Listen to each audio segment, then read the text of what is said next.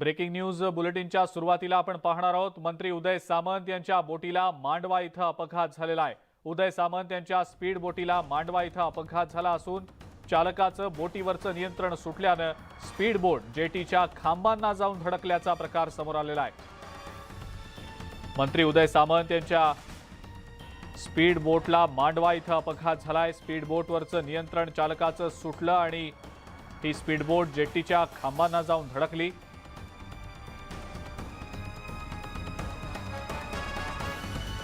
ही आताची अत्यंत महत्त्वाची मोठी ब्रेकिंग न्यूज आपण सध्या पाहतो आहोत।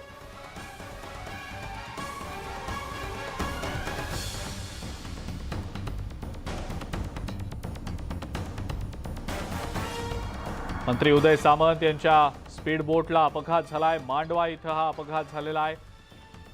स्पीड बोट चालकाचं बोटीवरचं नियंत्रण सुटलं आणि ही स्पीड बोट जेटीच्या खांबांना जाऊन धडकल्याचं समजतंय। मंत्री उदय सामंत यांच्या बोटीला मांडवा इथं अपघात झाल्याची माहिती मिळतेय।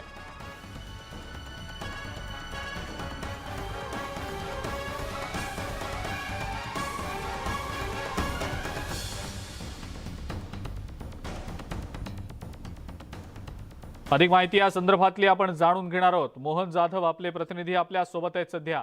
मोहन, काय नेमकी माहिती? आज रायगड जिल्हाधिकारीकडे मीटिंगला आज येणार होते उदय सामंत आणि संभाजी राजे, आणि हे दोघं मुंबईतनं निघाले बोटीत, स्पीड बोटीतनं, आणि मांडव्याला बोट लावताना ती पूर्ण धडकली आणि दोघेही पालकमंत्री आणि संभाजी राजे घाबरून गेले। वरती आमदार महेंद्र दळवी होते। कसं तरी ड्रायव्हरने, त्या चालकाने नियंत्रण आणून ती बोट किनाऱ्यावर आणली आणि ते उतरले। जास्त काही दुखापत झाली नाही, पण ड्रायव्हरचं नियंत्रण सुटल्याने ती जाऊन जेटीच्या, मांडव्या जेटीच्या खांबा, हा अपघात त्या ठिकाणी झाला। पण हे दोघेही सुरक्षित आहेत। त्यानंतर ते रायगडच्या जिल्हाधिकारी येऊन मीटिंग घेऊन त्यांनी आपलं सांगितलं की असं असं झालं। बर मोहन, धन्यवाद सविस्तर माहिती दिली त्याबद्दल। उदय सामंत यांच्या स्पीडबोटला अपघात झालेला होता, मात्र ते सध्या सुरक्षित असल्याची माहिती आमच्या प्रतिनिधींनी दिलेली आहे। आणि यानंतर आपण पाहणार आहोत 36 जिल्ह्यांच्या बातम्या। तुळजाभवानी मातेच्या चैत्र पौर्णिमा यात्रेसाठी तुळजाई नगरी सज्ज झालेली आहे आणि या पार्श्वभूमीवर सगळ्या बाजारपेठा सजलेल्या आहेत। प्रशासन देखील सज्ज आहे। यात्रेच्या पहिल्याच दिवशी भाविकांची मोठी गर्दी दिसते आहे। रायगडमधल्या पोलादपूर शहरात काळ भैरवनाथ, जोगेश्वरी, रवळनाथांच्या यात्रेला सुरुवात झालेली आहे। ग्रामदेवतांच्या दर्शनासाठी नागरिकांची मोठी गर्दी दिसतेय। सगळ्या काठ्या पालख्या श्री काळ भैरवनाथ मंदिराच्या टेकडीला प्रदक्षिणा मारण्यासाठी रवाना झाल्या होत्या। नंदुरबारच्या तळोदा शहरातल्या एका अवलियानं पीठाच्या गिरणीतनं उडणाऱ्या पिठानं होणारं प्रदूषण नियंत्रित करण्यासाठी एक आगळा वेगळा देसी जुगाड केलेला आहे। या जुगाडमुळे गिरणीतील 70% प्रदूषण कमी झालंय। त्यांच्या या अनोख्या जुगाडचं सगळीकडे कौतुक होत आहे।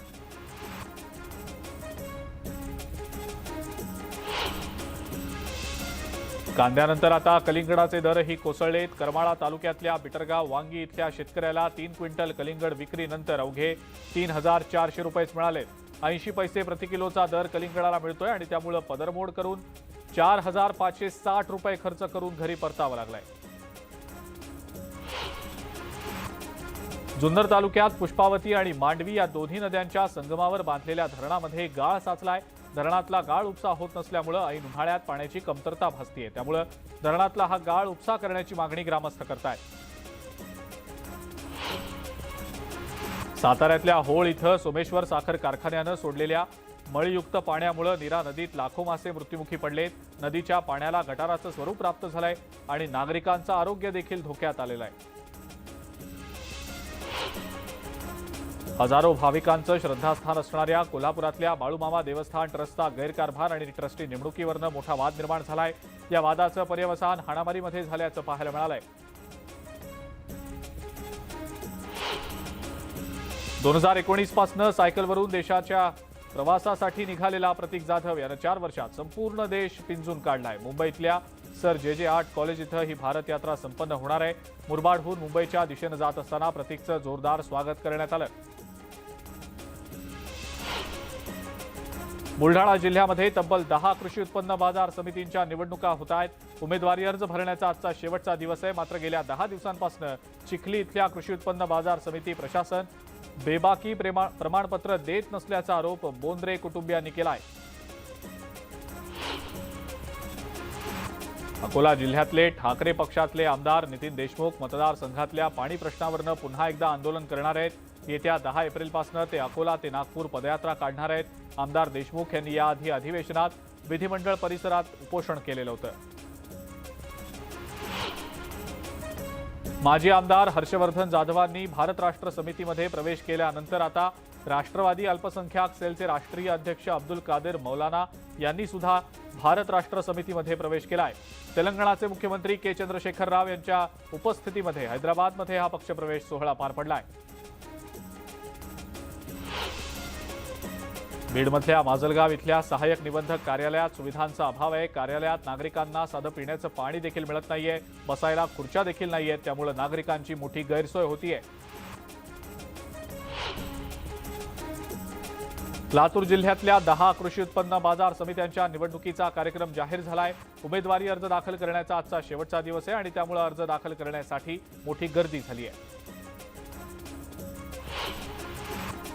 विविध मागण्यांसाठी तहसीलदारांनी संप सुरू केलाय। मात्र बाजार समितीच्या निवडणुकीसाठी तहसीलदारांची निवडणूक निर्णय अधिकारी म्हणून नियुक्ती करण्यात आलेली आहे। त्यामुळे नांदगावसह नाशिक जिल्ह्यातल्या इतर तहसीलदारांनी संपात सहभागी न होता आपलं कर्तव्य ते बजावतायत। महाराष्ट्र राज्य तहसीलदार नायब तहसीलदार संघटनेच्या वतीनं न्याय मागण्यांसाठी चंद्रपूर जिल्हाधिकारी कार्यालयासमोर आंदोलन केलंय। शासनानं ग्रेड पे वाढीबाबत तातडीनं निर्णय घ्यावा अशी मागणी आंदोलकांनी केली आहे।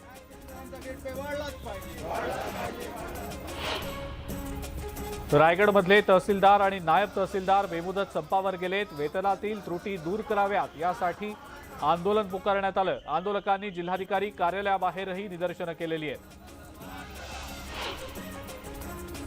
गोंदियातल्या नायब तहसीलदारांनी ग्रेड पे वाढीसाठी बेमुदत संपावर जाण्याचा निर्णय घेतलाय।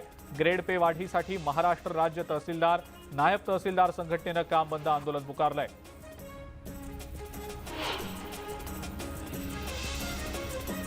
ग्रेड पे वाढीच्या मागणीची दखल न घेतल्यानं महाराष्ट्र राज्य तहसीलदार आणि नायब तहसीलदार संघटनेनं बेमुदत आंदोलन धाराशिवमध्ये देखील सुरू केलंय। या आंदोलनामुळे महसूलसह विविध विभागातलं कामकाज ठप्प पडलंय।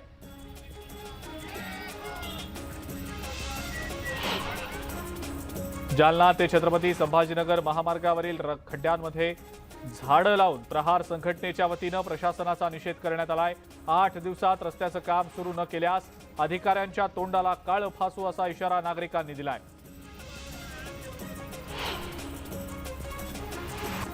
वीस फेब्रुवारीपासून दिल्लीतल्या जंतर मंतर इथं माजी सैनिकांचं आंदोलन सुरू आहे आणि याच आंदोलनाला पाठिंबा देण्यासाठी बीड जिल्ह्यातल्या माजी सैनिकांनी जिल्हाधिकारी कार्यालयावर मोर्चा काढला। यावेळेला वन रँक वन पेन्शनची मागणी देखील करण्यात आली।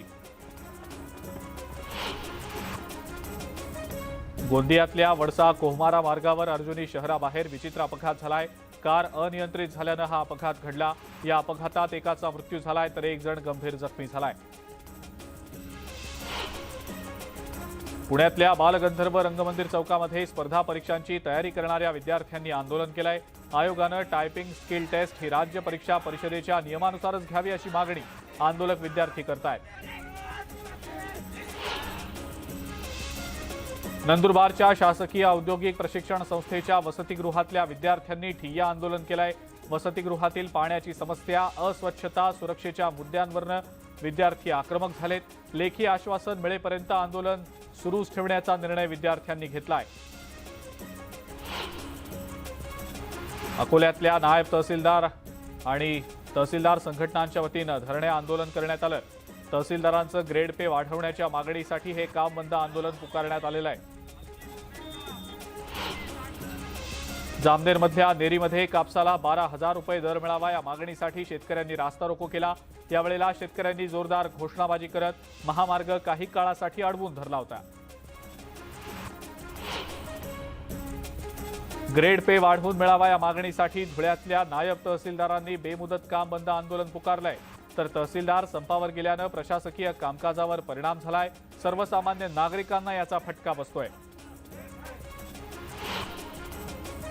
शिक्षक होण्यासाठी आता 4 वर्षांचा इंटिग्रेटेड बीएड डिग्री कोर्स असेल. या बदलांसोबत आधीपासून सुरू असलेल्या डीएड अभ्यासक्रम बंद होण्याची शक्यता वर्तवली जाते. नव्या शैक्षणिक धोरणानुसार हे बदल केले गेलेले आहेत. मुंबई गोवा महामार्गावरच्या परशुराम घाटातले कामाविरोधात ग्रामस्थ आक्रमक झालेत. स्थानिकांनी वाहतुकीच्या बाबतीत केलेल्या मागण्या मान्य न झाल्यानं संतप्त ग्रामस्थांनी काम बंद पाडलंय. संरक्षक भिंत बांधा मगच काम सुरू करा अशी मागणी ग्रामस्थ करतायत. कोकण रेल्वे मार्गावर आजपासून उन्हाळी स्पेशल ट्रेन धावणार असल्यानं कोकणात जाणाऱ्यांना दिलासा मिळालाय. मध्य रेल्वेकडनं जाहीर करण्यात आलेल्या सावंतवाडी पनवेल आणि पनवेल करमाळी या 2 साप्ताहिक उन्हाळी स्पेशल ट्रेन्स आजपासून धावतायत. त्यामुळे गर्दी कमी होईल असं सांगितलं जात आहे. रत्नागिरीमध्ये आंबा पिकापाठोपाठ आता काजू पिकावरही थ्रिप्स रोगाचा प्रादुर्भाव झालाय. बदलत्या हवामानामुळे परिणाम झाल्यानं उत्पन्नात घट होण्याची शक्यता निर्माण झालेली आहे.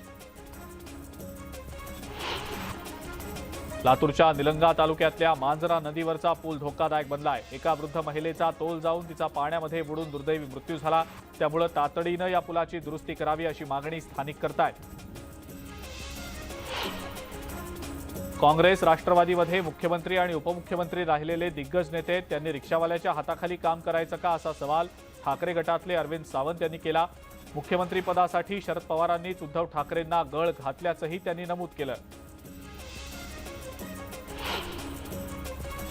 रिक्षावाल्याच्या हाताखाली काम करणार का हा शब्द शरद पवारांचा नसून हे अरविंद सावंत यांचंच वाक्य असल्याचं विरोधी पक्षनेते अजित पवार यांनी म्हटलंय. यावेळेला त्यांनी सावरकर गौरव यात्रा ही राजकीय नौटंकी असल्याचं म्हणत सत्ताधाऱ्यांवर निशाणा साधलाय. भाजपवाल्यांची डिग्री बोगस असल्याचा आरोप खासदार संजय राऊतांनी केला. यावेळेला त्यांनी पंतप्रधान नरेंद्र मोदींच्या डिग्रीवरूनही जोरदार हल्ला चढवला. मोदींची डिग्री संसद भवनाच्या मुख्य द्वारावर फ्रेम करून लावा असं राऊत यांनी म्हटलंय. उद्धव ठाकरेंचा आक्रोश म्हणजे शिल्लक सेनेची बोंबाबोंब होती अशी टीका भाजपचे प्रदेशाध्यक्ष चंद्रशेखर बावनकुळेंनी केली आहे. रविवारच्या भाषणामध्ये खोटारडेपणाचा कळस होता असा हल्लाबोलही बावनकुळेंनी केलाय. कोकणामध्ये भूमाफियांचा सुळसुळाट असल्याचं वक्तव्य खासदार विनायक राऊत यांनी केलेलं आहे. कोकणातील लोकांना हाताशी धरून जमिनी बळकावण्याचा प्रयत्न केला जातोय असा आरोपही त्यांनी केला. छत्रपती संभाजीनगरनंतर महाविकास आघाडीची नागपुरात सभा होतीये. 16 एप्रिलला होणाऱ्या सभेच्या पार्श्वभूमीवर महाविकास आघाडीची बैठक होणार आहे. जालना जिल्हा अल्पसंख्याक विभागाला दिलेल्या निधीला मुदतवाढ देण्याची मागणी काँग्रेस आमदार कैलास गोरंट्याल यांनी केलेली आहे आणि याबाबत त्यांनी मुख्यमंत्र्यांनाही निवेदन दिलंय. विविध योजनेअंतर्गत राखीव निधीला मुदतवाढ देत तो निधी तत्काळ वितरित करण्याची मागणी त्यांनी केली आहे. हनुमान चालीसा पठण प्रकरणी सरकारी पक्षानं कोर्टात युक्तिवाद केला. यावेळेला नवनीत राणा आणि रवी राणा यांचे सगळे दावे फेटाळून लावण्यात आलेत. या प्रकरणाची पुढची सुनावणी आता 28 एप्रिलला होतीये. टेरर फंडिंग प्रकरणी नवाब मलिकांना अद्यापही दिलासा मिळालेला नाही. कोर्टानं त्यांच्या न्यायालयीन कोठडीत 17 एप्रिलपर्यंत वाढ केली आहे. मलिक यांच्यावर सध्या कुर्ल्यातल्या खासगी रुग्णालयात उपचार सुरू आहेत. हसन मुश्रीफांच्या 3ही मुलांना कोर्टानं 6 एप्रिलपर्यंत संरक्षण दिलंय. तिघांच्याही अटकपूर्व जामीन अर्जावरची सुनावणी झाली आहे. तर 5 एप्रिलला हसन मुश्रीफांच्या जामीन अर्जावर कोर्ट निकाल देईल. सोलापूर युवक काँग्रेसनं पंतप्रधान मोदींना 400 ते 500 पानांचं पत्र लिहिलंय. राहुल गांधींची खासदारकी रद्द केल्याप्रकरणी पत्राच्या माध्यमातून विविध प्रश्न विचारले गेलेत. पंतप्रधानांनी आमच्या प्रश्नांची उत्तरं द्यावीत अशी मागणी काँग्रेसनं केली आहे.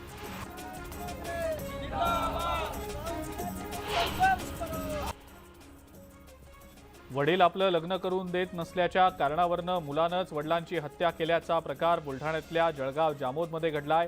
या प्रकरणी आरोपीला पोलिसांनी बेड्या ठोकल्यात. जालन्यातल्या अंबड रोड मधल्या एका गोदामातनं कुरिअर कंपनीद्वारे आलेल्या 6 तलवारी आणि एक खंजीर पोलिसांनी जप्त केला. या प्रकरणी पोलिसांनी तलवारी ऑर्डर करणाऱ्या 2 तरुणांना अटक केली आहे. पोलिसांचा अधिक तपास सुरू आहे. भरधाव वेगानं जाणाऱ्या कारनं ऑटोला धडक दिल्यानं ऑटो चालकाचा जागीच मृत्यू झाला. संतप्त नागरिकांनी यानंतर धडक देणाऱ्या कारलाच पेटवून दिलं. यामध्ये कार जळून खाक झाली आहे. या प्रकरणी अवधूतवाडी पोलिसांनी कार चालकावर कारवाई केली आहे. रत्नागिरीतल्या खरवते गावात बिबट्याची हत्या केल्याचा प्रकार घडलाय. गुराख्यांच्या विरोधात या संदर्भात आता गुन्हा दाखल करण्यात आलेला आहे.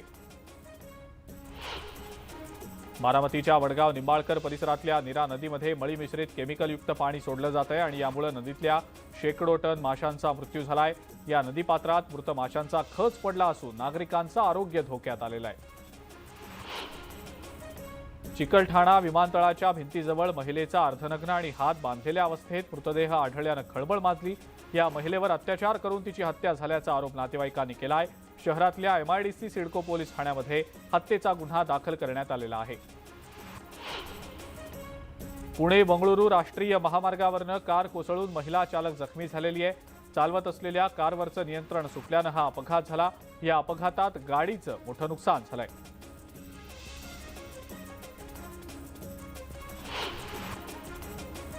नक्षलवाद्यांकरता स्फोटकं घेऊन जात असलेल्या टिपागड दलमच्या सदस्याला गोंदिया पोलिसांच्या नक्षली सेलनं अटक केली आहे.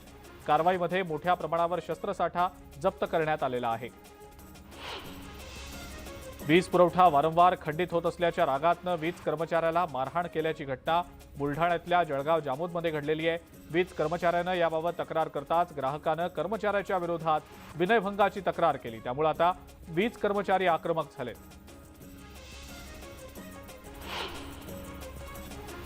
आणि यासोबतच 36 जिल्ह्यांच्या बातम्यांमध्ये आता वेळ झाली आहे इथंच थांबण्याची. ताज्या बातम्या आणि अपडेटसाठी बघत राहा फक्त न्यूज 18 लोकमत.